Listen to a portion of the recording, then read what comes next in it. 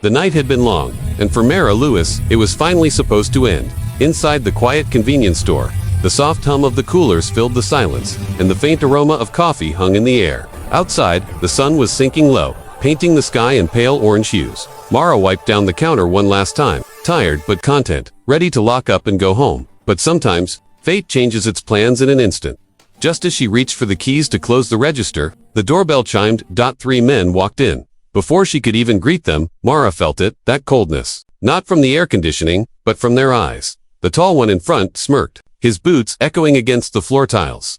"We're not here to buy," he said, his voice dripping with arrogance.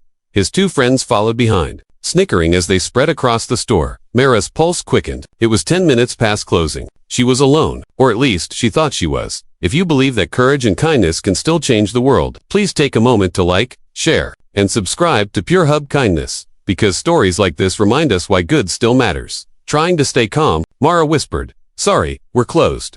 But the tall man, Kyle, his name tag said, only grinned wider. "Closed," he mocked. "We're just getting started."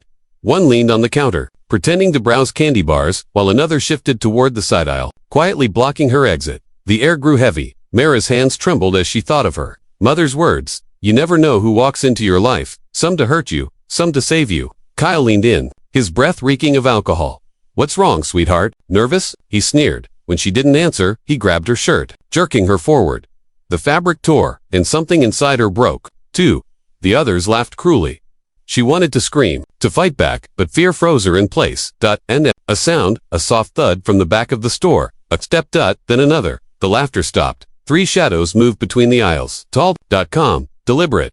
When they stepped into the light, Mara saw them clearly. 3 bikers, their leather vests worn, their presence powerful. The one in front, a man in his late 40s with a salt and pepper beard, carried an air of authority that silenced the room. On his chest patch, the words read, "Hell's Angels." The leader's eyes landed on Kyle's hand, still clutching Mara's torn shirt. His voice came low and steady. "You might want to let go of that." Kyle tried to act tough, but his voice cracked. "What's it to you, old man?" The biker didn't bother answering. He took one slow step forward, and that was enough. Kyle hesitated, then released her. "You boys had your fun," the biker said quietly. "Now it's time to leave." But ego is a dangerous thing. Kyle spat on the floor. "You think you can scare us?" The biker's eyes didn't even blink. "No," he said. "I don't think what happened next wasn't a fight. It was over before it began." Kyle swung first, but the biker caught his arm midair, twisted, and sent him crashing to the floor. The second man charged, only to be pinned against the counter by the bald biker. The third one froze, then bolted for the door, the bell chiming as he disappeared into the night. Silence filled the store again. Mara stood behind the counter, breathless tears streaming down her face. But this time, they weren't from fear. The leader turned to her, his tone soft now. "You okay, miss?" She nodded, voice trembling. "Thank you." He gave a faint smile. "Keep your lights on for a few more minutes. You're never as alone as you think."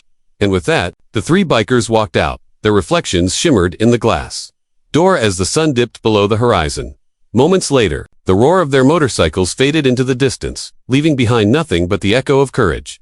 That night, Mara realized something she would never forget. Heroes don't always wear badges or capes. Sometimes they wear leather vests, tattoos, and carry a quiet kind of kindness that speaks louder than words. If this story touched your heart, please like, share, and subscribe to Pure Hub Kindness. And tell us in the comments, what would you have done if you were in Mara's shoes that night? Because real heroes don't always look the way you expect. Sometimes, kindness rides a Harley.